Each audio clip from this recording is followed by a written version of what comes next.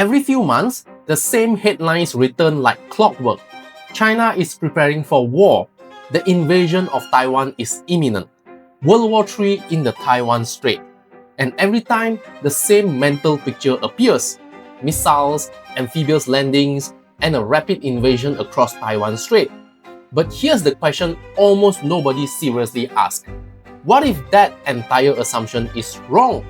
What if China's strategy is not built around a rush military invasion, but something far slower, more calculated, and much harder to stop?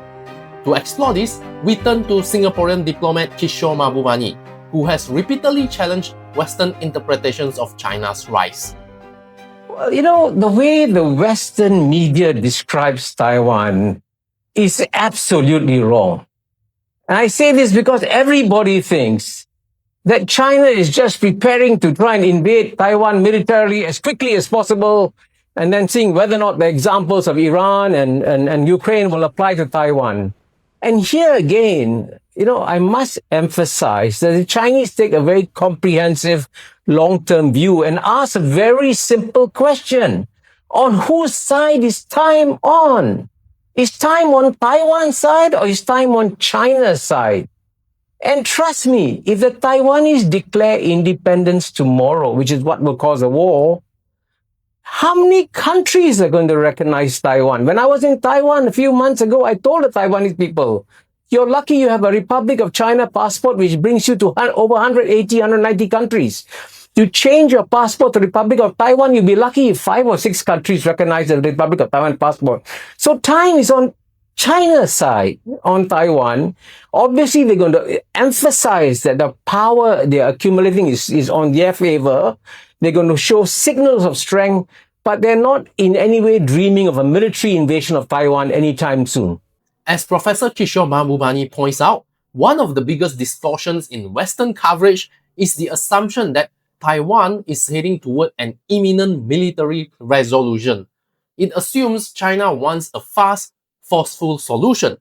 But China is not operating on a 2-year or even 5-year political cycle.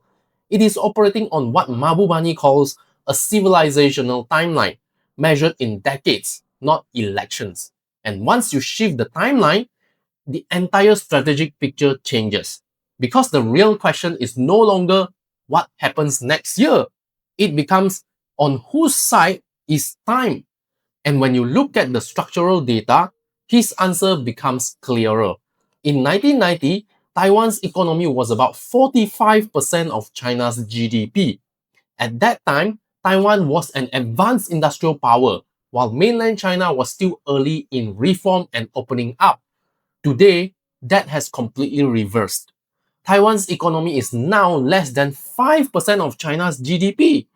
This is not just growth, it is a full structural reversal. And more importantly, the direction has been consistent for decades, because in geopolitics, momentum matters as much as size. And as China's economy expanded, it began to generate what analysts call economic gravity, a pull effect that draws trade, investment, and supply chains deeper into its orbit. From this perspective, time appears to strengthen China's position rather than weaken it. Now, at the layer of diplomatic.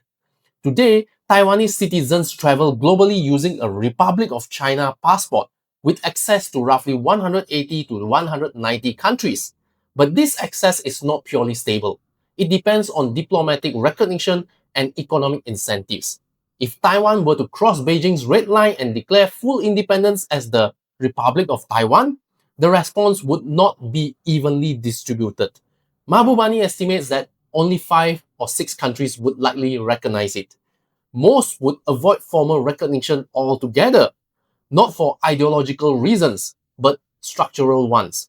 Because China is now the largest trading partner for over 120 countries, governments face a difficult trade-off: symbolic alignment versus economic consequences.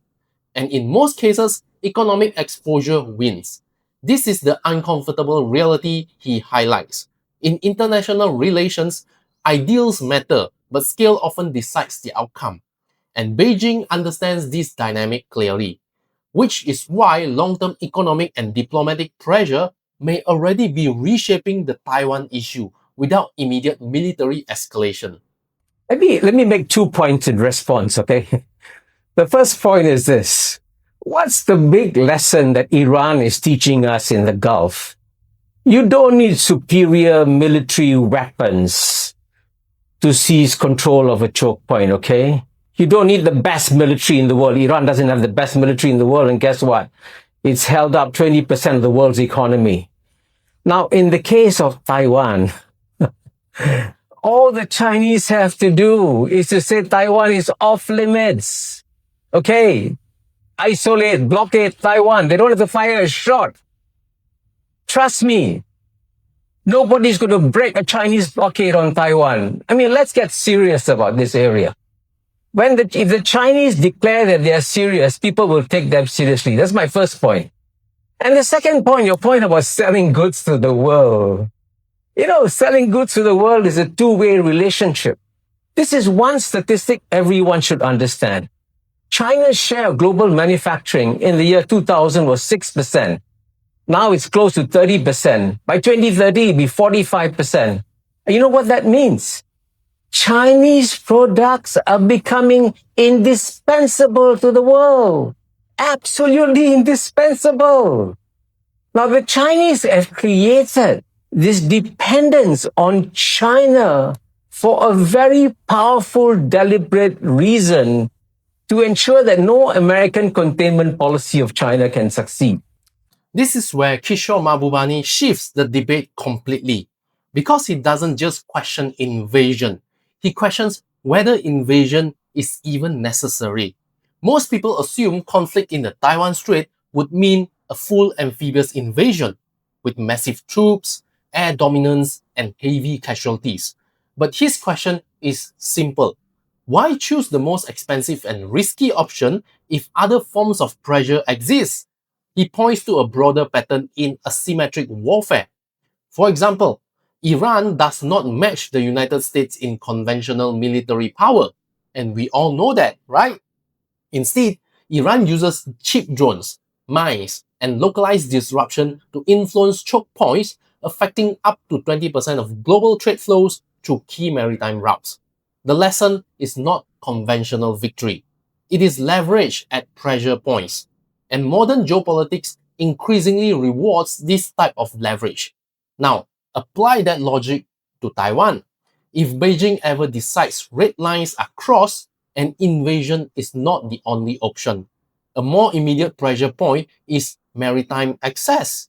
Instead of landing troops, China could impose a total air and naval blockade, effectively restricting Taiwan's surrounding waters and airspace.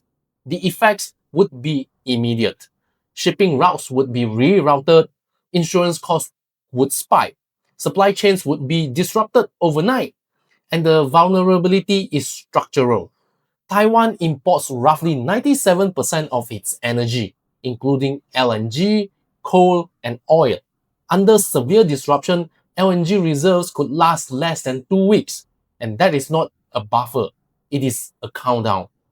Professor Mahbubani's key argument is that once such a blockade is in place, escalation becomes extremely difficult to control, because breaking it would risk direct great power confrontation. As he frames it, the idea that external powers would automatically intervene ignores a core reality. No major power wants uncontrolled escalation that could spiral into global war. This is not certainty, it is deterrence based on risk. But he adds another layer: economic structure. In 2000, China accounted for just 6% of global manufacturing output. Today, it is around 30%, with projections reaching 45% by 2030. That makes China's output larger than US, Japan, Germany, India, and South Korea combined. This is not just industrial growth, it is systemic centrality. China now sits at the core of global supply chains: EV batteries, pharmaceuticals, solar panels, telecom equipment, and rare earth processing.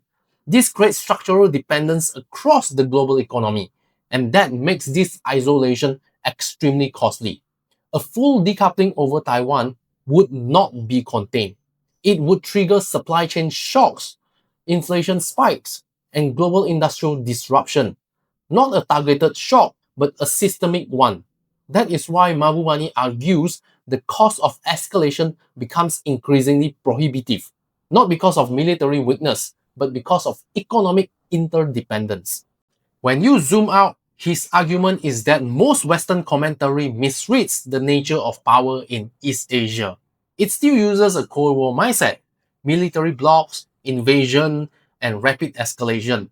But modern power is different. It is shaped by time, structure, and dependency. Economic weight expands over time. Diplomatic constraints tighten gradually. Strategic options narrow through accumulation, not sudden events. If China continues to function as a global manufacturing hub, producing around 30% of global goods today and potentially 45% by 2030, and if diplomatic alignment continues to follow economic incentives, then the structure of incentives shift over time. Not abruptly, but persistently. From this view, Mahbubani is not saying conflict is impossible. He is saying that the system is increasingly discourages it. Not through force, but through cost. And that brings us back to the central question. Is the dominant global narrative correctly interpreting China's long-term strategy? Or is it still applying short-term thinking to a long-term system? Because depending on how you answer that, you don't just interpret Taiwan differently. You also interpret the balance of 21st century power differently. So the real question is this. In a world shaped by supply chains, economic interdependence, and structural leverage, is military conflict really the main story? Or just the most visible one? Let me know your thoughts in the comment section below. And if you enjoy this breakdown, don't forget to like and subscribe for more deep dives into geopolitics. Thank you for watching.